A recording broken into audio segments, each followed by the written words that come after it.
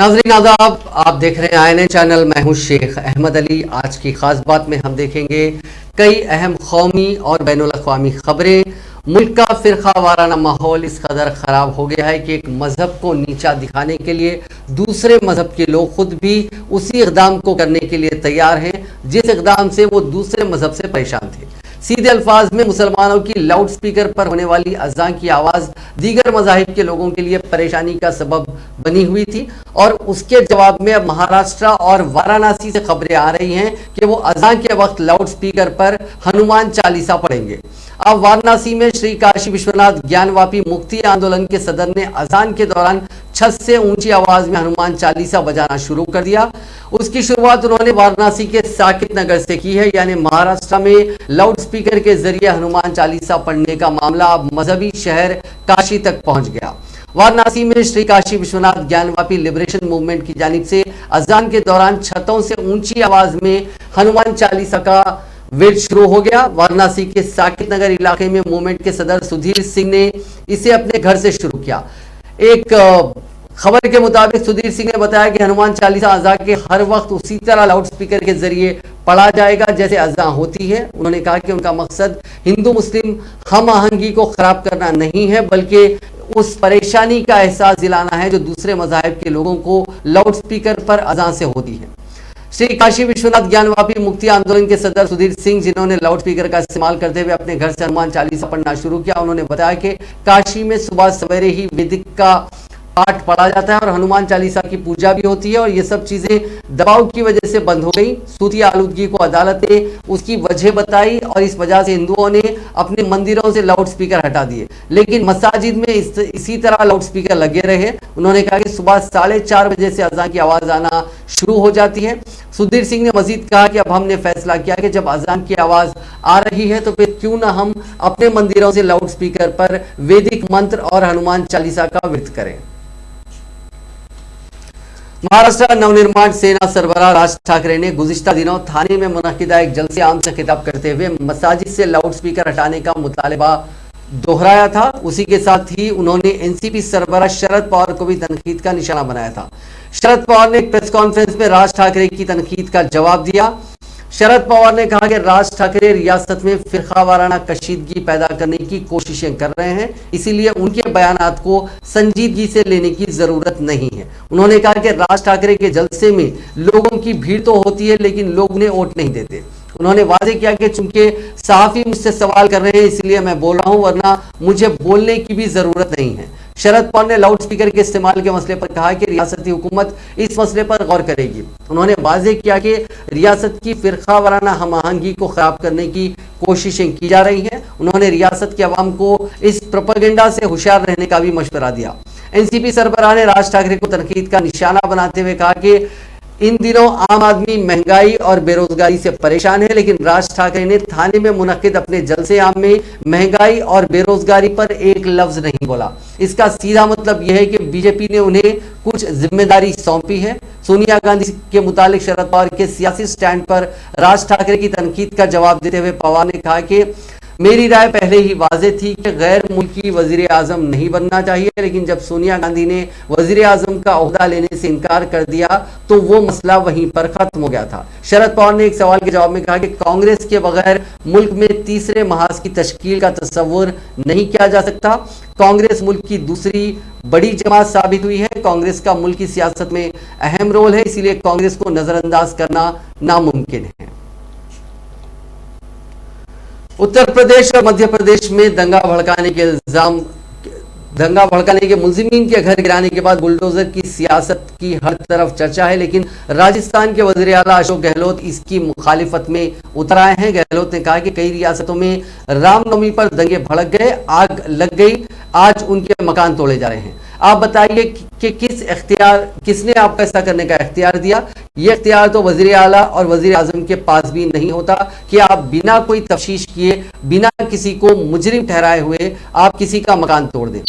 उनमें कई बेगुनाह लोग भी हैं। आप बताएं कि उन पर क्या बीतती होगी। गहलोत जयपुर में अम्बेडकर जयंती पर मुनक्किद तकरीब में बोल रहे थे। उन्होंने कहा कि एक तरफ तो हम कह रहे हैं कि करौली में मासूम लोग पकड़े जा रहे हैं, क्या राजस्थान हुकूमत करौली मामले में अरेस्ट हुए लोगों के घरों पर जाकर सिर्फ इस बुनियाद पर बुलडोजर चला दे कि वो अरेस्ट हो गए हैं।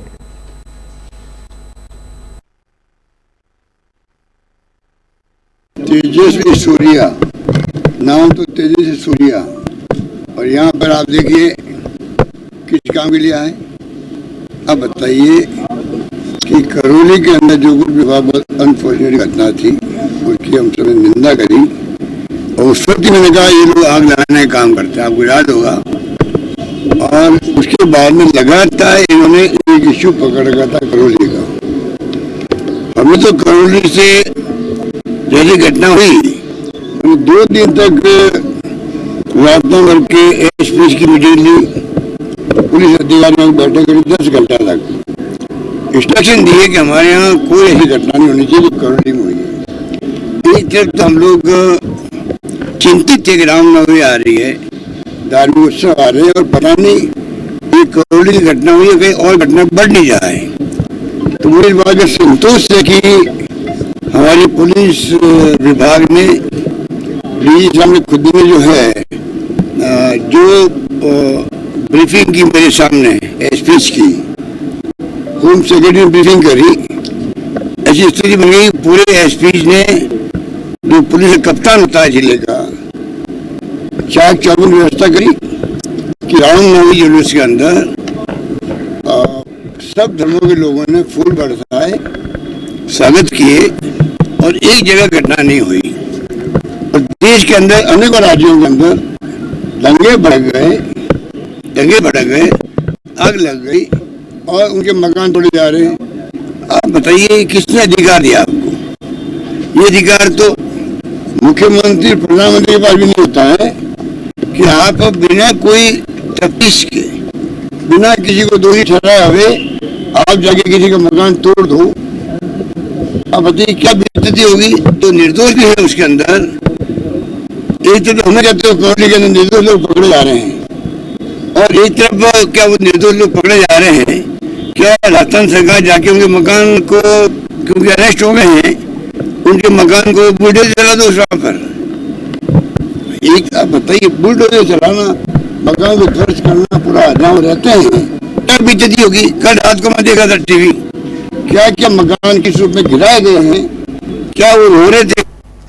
जिले सीतापुर में हाल ही में मुस्लिम खवातीन को असमत दरी की धमकी देने वाले महंत बजरंग मुनि को उत्तर प्रदेश पुलिस ने गिरफ्तार कर लिया। महंत की गिरफ्तारी के मुतालबे पर खवातीन ने मुजाहरा किया था। सीतापुर के एसपी आरपी सिंह ने गिरफ्तारी की तस्दीक करते हुए कहा कि महंत बजरंग मुनिदास को मुस्लिम खवातीन के खिलाफ बयान देने के सिलसिले में गिरफ्तार किया गया है और उसे जल्द ही अदालत में पेश किया जाएगा। बाद अज़ां उसे 14 दिन की अदालती तहवील में भेज दिया गया। गिरफ्तार किए गए सीतापुर के खैराबाद में वाक़ बड़ी संगत के महंत बजरंग मुनिदास ने जो काबिल एतराज़ बयान दिया था, उसकी वीडियो सोशल मीडिया पर वायरल हो गई थी। वीडियो में महंत अक़लियती तबके की खवातीन को घर से उठाकर असमत दरी की धमकी देता हुआ नजर आ रहा था। वायरल वीडियो 2 अप्रैल का है और महंत ने यह जहर अफशानी नव समुस्र यानी हिंदुओं का नया साल के मौके पर निकाले गए जुलूस के दौरान की थी। महंत बजरंग ने मुतनाज़िया बयान देने का मुकदमा दर्ज होते ही अपने बयान पर माफ़ी मांग ली थी और माफ़ी मांगते हुए एक वीडियो भी जारी किया था। महंत ने माफ़ी मांगते हुए कहा कि अगर मेरी किसी बात से उन्हें तकलीफ पहुंची है तो मैं तमाम माओं बहनों से माजरत खा हूं, मैं तमाम खवातीन का एहतराम करता हूं। महंत की जहर अफशानी की वीडियो वायरल होने के बाद सीतापुर पुलिस की जानिब से कहा गया था कि इस मामले में सर्कल ऑफिसर शहर को तहकीकात और जरूरी कार्रवाई की हिदायत दी गई है। साथ ही पुलिस ने कहा कि मुताल्लिका शख्स के खिलाफ खैराबाद पुलिस स्टेशन में उसूलों के मुताबिक मुनासिब दफात के तहत शिकायत दर्ज की गई है। आरएसएस के सरबराह मोहन भागवत ने कहा कि मुल्क के लोग अगर कोशिश करें तो अगले 15 सालों में अखंड भारत यानी मुत्तहिदा हिंदुस्तान का कयाम हो सकता है। मोहन भागवत ने हरिद्वार में कहा कि सनातन धर्म ही हिंदू राष्ट्र यानी कौम है। उन्होंने कहा कि वैसे तो 20 से 25 साल में अखंड भारत कायम होगा, लेकिन अगर हम थोड़ी सी कोशिश करें तो स्वामी विवेकानंद और महर्षि अरविंद के ख्वाबों का अखंड भारत 10 से 15 साल में कायम हो जाएगा। इसे कोई रोकने वाला नहीं है। उसके रास्ते में जो आएंगे वो मिट जाएंगे। ख्याल रहे कि आरएसएस जिस अखंड भारत की बात करता है उसमें बड़े सगीर के वो तमाम मुल्क शामिल हैं जो कभी हिंदुस्तान का हिस्सा हुआ करते थे। आरएसएस का आज़म है कि हिंदुस्तान से अलहदा हो चुके पाकिस्तान, अफगानिस्तान, भूटान, म्यांमार, तिब्बत, बांग्लादेश और श्रीलंका वगैरह को फिर से हिंदुस्तान में शामिल करके अखंड भारत कायम किया जाएगा। दरहकीकत आज का हिंदुस्तान एक महदूद जमीन वाला मुल्क है। कहा जाता है कि हिंदुस्तान किसी जमाने में बहुत बड़ा जमीनी इलाका था। यह सिर्फ कश्मीर और गुजरात से लेकर कन्याकुमारी तक महदूद नहीं था, बल्कि मुत्तहदा हिंदुस्तान में अफगानिस्तान, भूटान, म्यांमार, तिब्बत, पाकिस्तान, बांग्लादेश, श्रीलंका, थाईलैंड शामिल थे। लेकिन कुछ ममालिक बहुत पहले हिंदुस्तान से अलग हो चुके हैं, जबकि पाकिस्तान और बांग्लादेश आज़ादी के वक्त हिंदुस्तान से अलग मुल्क बन गए हैं। आरएसएस सरबराह ने कहा कि जिस तरह गोवर्धन पहाड़ को भगवान कृष्ण की उंगली से उठाया गया था, उसी तरह संतों के आशीर्वाद से हिंदुस्तान जल्द ही एक बार फिर अखंड भारत बनेगा। उन्होंने मजीद कहा कि हम अदम तशद्दुद की बात तो करेंगे, लेकिन हाथ में डंडा भी रखेंगे, क्योंकि ये दुनिया ताकत पर यकीन रखती है। मोहन भागवत ने कहा कि हिंदुस्तान तरक्की की राह पर आगे बढ़ा है, उसके रास्ते में आने वाले मिट जाएंगे। हिंदुस्तान अब तरक्की के बगैर रुकने वाला नहीं है। हिंदुस्तान तरक्की की राह पर सर पर दौड़ रहा है, सीटियां बजा रहा है और कह रहा है कि तरक्की के सफर में सब इसके साथ आए और कोई उसे रोकने की कोशिश ना करे या उसकी तरक्की में शामिल हो जाए, वरना रास्ते में ना आए और अलग हट जाए। आरएसएस के सरबराह ने कहा कि हिंदुस्तान की 1000 साल से सनातन धर्म को खत्म करने की मुसलसिल कोशिशें की गई, लेकिन वो मिट गए और हम सनातन धर्म आज भी मौजूद हैं। उन्होंने कहा कि हिंदुस्तान एक ऐसा मुल्क है जहां दुनिया में हर किस्म के इंसान की बुरी आदतें खत्म हो जाती हैं। हिंदुस्तान में आकर लोग या तो ठीक हो जाते हैं या मिट जाते हैं। शिवसेना के रुकने पार्लियामेंट संजय रावत ने अब आरएसएस सरबराह मोहन भागवत की 15 साल में अखंड भारत बनाने की बात को निशाना बनाया। उन्होंने कहा कि आप अखंड भारत बनाएं, लेकिन 15 साल का नहीं, 15 दिन का वादा करें और अखंड भारत बनाएं। अखंड भारत का ख्वाब कौन नहीं देखता, ये वीर सावरकर, बाला साहेब ठाकरे का ख्वाब था। इसलिए सबसे पहले आपको वीर सावरकर को भारत रत्न देना चाहिए। रावत ने मजीद कहा कि एक अखंड भारत बनाने के लिए पाकिस्तान ऑक्युपाइड कश्मीर सबसे पहले हिंदुस्तान से जोड़े और फिर पाकिस्तान को हिंदुस्तान के साथ जोड़े। उन्होंने कहा कि जहां भारत की सरहदें थी वो भी शामिल करें, श्रीलंका को शामिल करें और फिर सुपर पावर बन जाएं। आपको किसी ने नहीं रोका, लेकिन इससे पहले कश्मीरी पंडितों को घर वापस लाने के लिए काम करें और अगर आप ऐसा करेंगे तो हम जरूर आपको सपोर्ट करेंगे।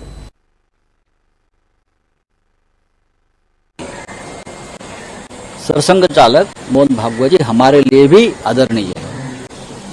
अगर अखंड हिंदुस्तान की बात कोई करता है तो सबसे पहले उनको पीओके को हिंदुस्तान को जोड़ना पड़ेगा, वो ले लीजिए।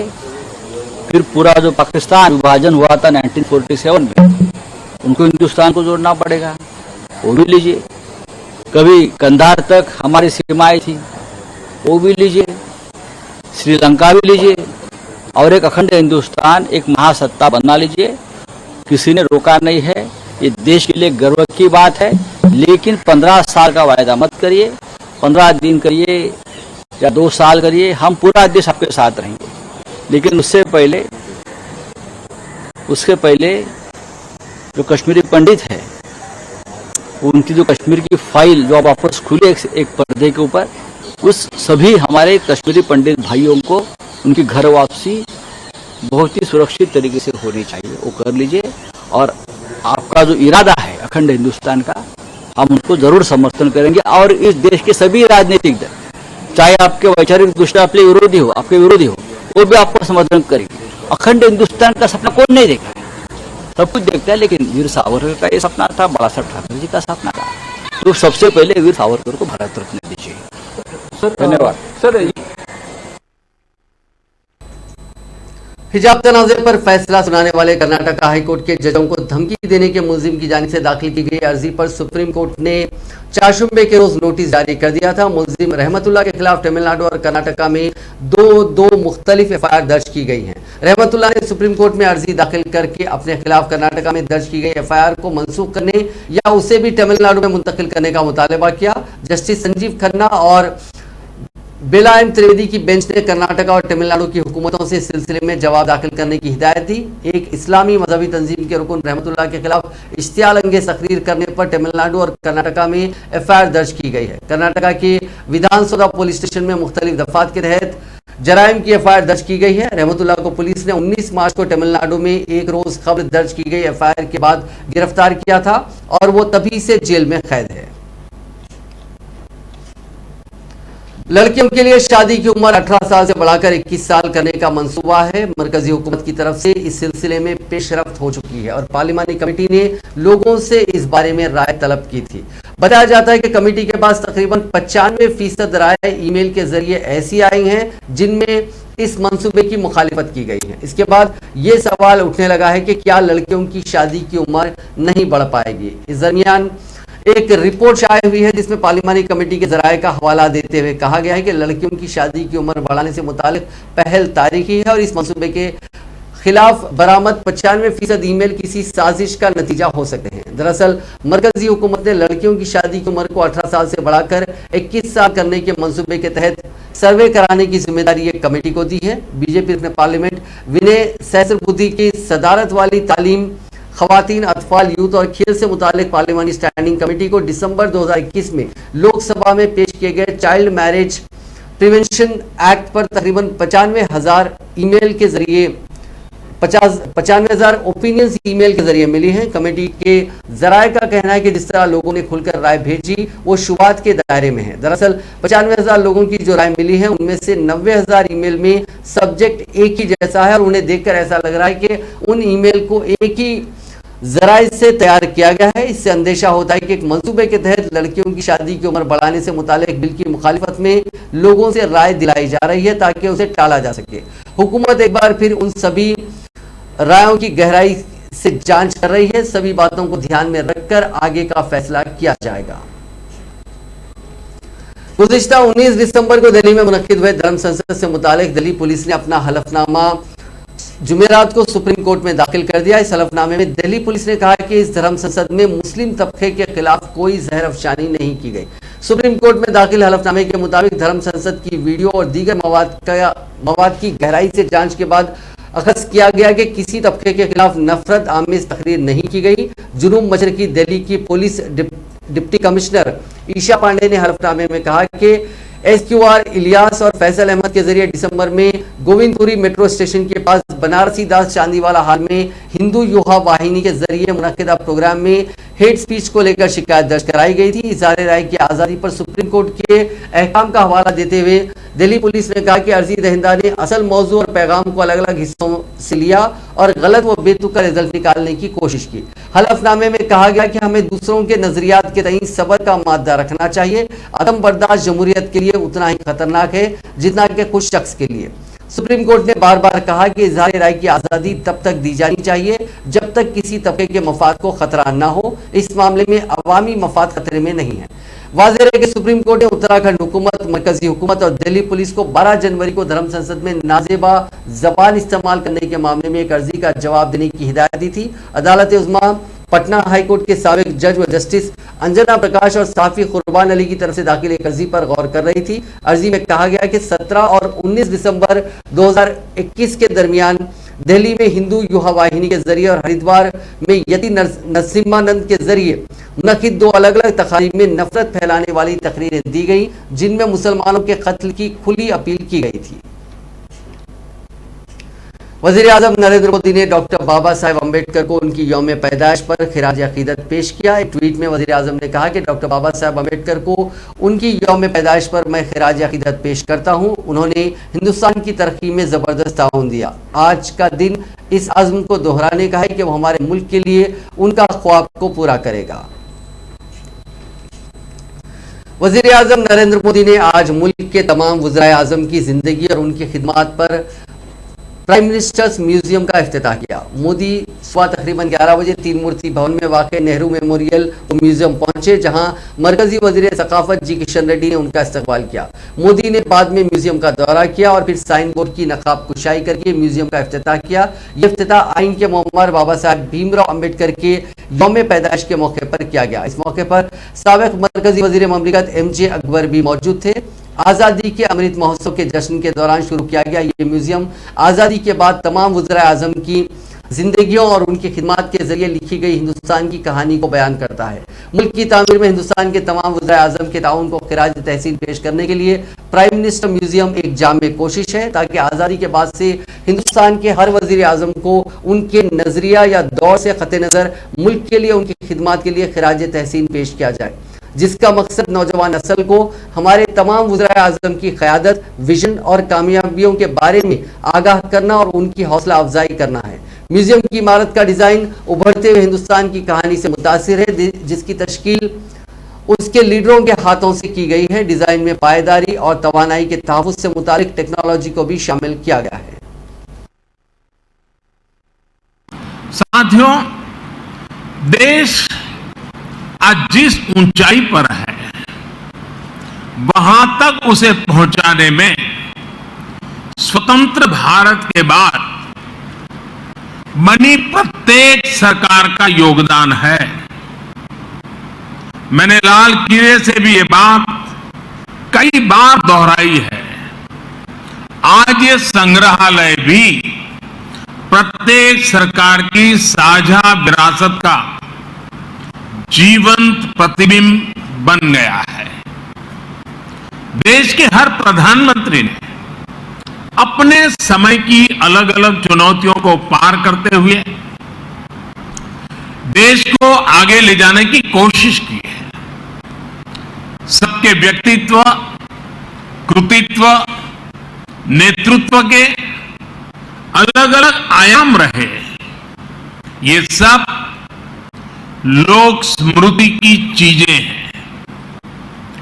देश की जनता, विशेषकर युवा वर्ग, भावी पीढ़ी सभी प्रधानमंत्रियों के बारे में जानेंगी तो उन्हें प्रेरणा मिलेगी। इतिहास और वर्तमान से भविष्य के निर्माण की राह पर राष्ट्रकवि रामधारी सिंह दिनकर जी ने कभी लिखा था, प्रिय दर्शन इतिहास कंठ में, प्रिय दर्शन इतिहास कंठ में आज ध्वनित हो काव्य बने। वर्तमान की चित्रपटी पर भूतकाल का संभाव्य बने। भाव ये कि हमारी सांस्कृतिक चेतना में जो गौरवशाली अतीत समाहित है वो काव्य में बदलकर गूंजे। इस देश का संपन्न इतिहास हम वर्तमान पटल पर भी संभव कर सकें। आने वाले 25 वर्ष आजादी का ये अमृत काल देश के लिए बहुत अहम है। मुझे विश्वास है ह्यूमन राइट्स को लेकर अमेरिका की नसीहत पर हिंदुस्तान के वजीर खारजा डॉक्टर एस जयशंकर ने दो टूक जवाब दिया। उन्होंने कहा कि इंडिया अमेरिका 2+2 मिनिस्ट्रीज की बैठक के दौरान ह्यूमन राइट्स का मुद्दा बहस का मुद्दा नहीं था। हालांकि वजीर खारजा जयशंकर ने जोर देकर कहा कि जब भी कोई बातचीत होगी नई दिल्ली बोलने में कोई संकोच नहीं करेगी। डॉक्टर जयशंकर ने कड़ा रुख अपनाते हुए कहा कि लोग हिंदुस्तान के बारे में गौर रखने के हकदार हैं। उन्होंने कहा कि हम अमेरिका समेत दीगर लोगों को ह्यूमन राइट्स के हालात पर अपनी राय देते हैं। वज़ीर खारजा ने कहा कि लोगों को हमारे बारे में राय बनाने का हक है, हम भी उनकी लॉबी और वोट बैंक के बारे में राय बना सकते हैं। उन्होंने कहा कि अमेरिका में ह्यूमन राइट्स के मुद्दे पर हिंदुस्तान भी मुतफक्किर है, खासकर जब ये हमारे समाज से मुखातिब हैं। एक सवाल के जवाब में वज़ीर खारजा ने कहा कि मीटिंग के दौरान ह्यूमन राइट्स के मुद्दे पर बातचीत नहीं की गई, ये मामला बाद में सामने आया है। इससे पहले अमेरिकी वज़ीर खारजा एंटनी ब्लिंकन ने कहा था कि अमेरिका हिंदुस्तान में कुछ हालिया वाकयात की निगरानी कर रहा है, जिसमें कुछ हुकूमत, पुलिस और जेल ओहदेदारों के जरिए ह्यूमन राइट्स के वायलेशन में इजाफा शामिल है। लखनऊ में हिट एंड रन का बड़ा मामला सामने आया। यहां गोसाईगंज में एक नौजवान ने भीड़ पर कार चढ़ा दी, इसमें एक की मौत हो गई जबकि 5 की हालत तशवीशनाक है। यह वाकया चाशुम्बा देर रात का एक मैरिज हॉल के बाहर का है। वहां लगे हुए सीसीटीवी कैमरे में पूरा वाकया कैद हो गया। अफराद खानदान की तहरीर पर मुलजिम के खिलाफ कत्ल का मुकदमा दर्ज कर लिया गया। मुलजिम अभी पकड़ा नहीं गया। पुलिस के मुताबिक मैरिज हॉल में दो लोगों के बीच झगड़ा हुआ था। इनके बीच रंजिश है। गुस्से में मुलजिम ने कार चढ़ाई है। गोसाईगंज पुलिस स्टेशन के कबीरपुर गांव के मरने वाले के भाई हौसला सिंह ने पुलिस को इस वाकये के बारे में जानकारी दी। उनकी तहरीर पर पुलिस ने मुलजिम आशीष यादव के खिलाफ कत्ल का मुकदमा दर्ज कर लिया। जम्मू कश्मीर के शोपियान जिले के बड़ीगाम इलाके में जुमेरात को दहशतगर्दों और सिक्योरिटी फोर्सेस के बीच मुठभेड़ में 4 दहशतगर्द मारे गए दहशतगर्दों की पहचान अभी नहीं हो पाई है। ये मुठभेड़ जहां पे इनकाउंटर हुआ उसके पास एक गाड़ी पलटने से 3 जवान भी शहीद हुए हैं। सिक्योरिटी फोर्सेस अभी भी सर्च ऑपरेशन चला रहे हैं। अफसरों ने बताया कि दहशतगर्दों के छिपे होने की इत्तला मिलने पर सिक्योरिटी फोर्सेस ने इलाके को घेर लिया था। इस पर दहशतगर्दों ने गोलियां चलानी शुरू कर दी। इसका सिक्योरिटी फोर्सेस ने भी जवाब दिया। वहीं 44 RR के जवान चौगाम कैंप से एक वैन से बड़ीगाम में इस एनकाउंटर की जगह पर पहुंच रहे थे। तभी ड्राइवर ने गाड़ी से कंट्रोल खो दिया, जिसमें 8 जवान जख्मी हो गए। अस्पताल ले जाते वक्त 2 ने दम तोड़ दिया, जबकि एक की इलाज के दौरान मौत हो गई। बाकी 5 जवानों का शोपियान के जिले अस्पताल में इलाज चल रहा है। इंडियन मेट्रोलॉजिकल डिपार्टमेंट यानी महकमे मौसमियात ने साल 2022 के लिए साउथ वेस्टर्न मानसून का अंदाजा जारी किया है, प्रेडिक्शन जारी किया है। इस डिपार्टमेंट के मुताबिक मौसमी बारिश का LPA 99% होने का इम्कान है और इसमें 5% की कमी या इजाफा हो सकता है। अंदाजा ये भी है कि मुल्क भर में मानसून एक जैसा रह सकता है। हिंदुस्तान के शुमाली हिस्सों और इससे जुड़े सेंट्रल इंडिया के कई हिस्सों, हिमालय के तलहटी और नॉर्थ वेस्टर्न हिंदुस्तान के कुछ हिस्सों में नॉर्मल से ज्यादा बारिश होने का इम्कान है, जबकि नॉर्थ ईस्ट के कई इलाकों में नॉर्मल से कम बारिश होने का इम्कान है। महकमे मौसमियात ने यह अंदाजा 1971 से 2020 के टाइम पीरियड में 87 सेंटीमीटर के औसत की बुनियाद पर लगाया है। यानी इसमें बारिश जिसे LPA कहा जाता है उसके मुताबिक 96% से 104% तक होगी। यूक्रेन जंग को 50 दिन पूरे हो चुके हैं। इस बीच यूक्रेन ने ब्लैक सी में रूसी वॉरशिप को बुरी तरह से तबाह कर दिया है।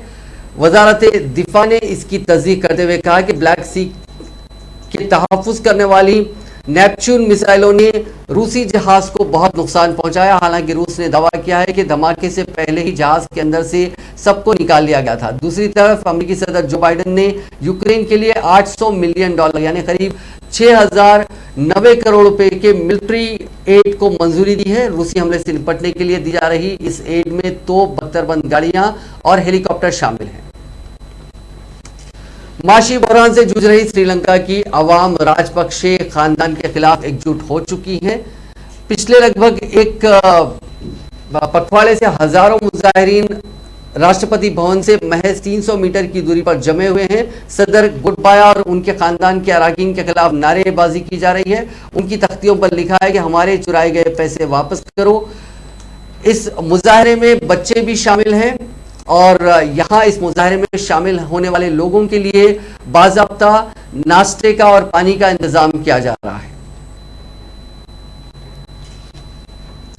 पाकिस्तान के नवमुंतखब वज़ीर आज़म शहबाज शरीफ ने जुमेरात को इमरान खान की क़यादत वाली साबिक़ा हुकूमत के खिलाफ तहकीकात का हुक्म दिया। शहबाज शरीफ ने पिछले 4 साल से ज़ेर इल्तिवा मेट्रो बस प्रोजेक्ट्स को शुरू किए जाने में ताख़ीर करने के लिए साबिक़ा हुकूमत को फटकार लगाई। एक रिपोर्ट के मुताबिक वज़ीर आज़म ने इसे संगीन गफलत करार देते हुए उसके निफाज में ताख़ीर पर अपनी मायूसी का इजहार किया। इस मेगा प्रोजेक्ट पर पहले ही 16 अरब रुपए खर्च हो चुके हैं। इसके साथ ही उन्होंने कैपिटल डेवलपमेंट अथॉरिटी यानी CDA को 16 अप्रैल से इस्लामाबाद मेट्रो बस सर्विसेज शुरू करने की हिदायत दी। उन्होंने पेशावर मेट्रो स्टेशन का भी दौरा किया और मंसूबे की पेशरफ्त का जायजा लिया। पाकिस्तान के मुश्तरका अपोजिशन उम्मीदवार के तौर पर शहबाज शरीफ ने कौमी असम्बली में 174 वोट हासिल किए थे, जिससे वो मुल्क के 23वें वज़ीर आज़म बन गए।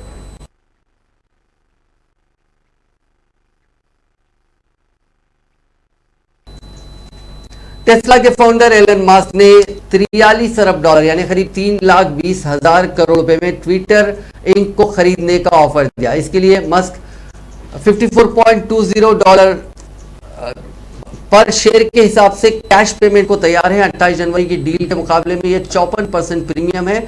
मस्क ने ट्विटर के चेयरमैन ब्रेट टेलर को भेजे गए एक खत में, एक चिट्ठी में लिखा कि मैंने ट्विटर में इन्वेस्ट किया है क्योंकि मुझे यकीन है कि इसमें दुनिया भर में फ्री स्पीच का प्लेटफॉर्म बनने की सलाहियत है। मेरा मानना है कि फ्री स्पीच जमहूरियत के लिए काफी जरूरी है। इस खबर के सामने आने के बाद ट्विटर के शेयर का प्री मार्केट ट्रेडिंग में करीब 18% की तेजी के साथ वो कारोबार कर रहे थे। 4 मई को कंपनी के शेयर 3.10% बढ़कर 45.85 डॉलर पर बंद हुए थे। नाज़रीन, आज की खास बात है बस इतना ही। आपसे कल मुलाकात होगी नई खबरों के साथ, नए एनालिसिस के साथ। फिलहाल दीजिए इजाजत। खुदा हाफिज।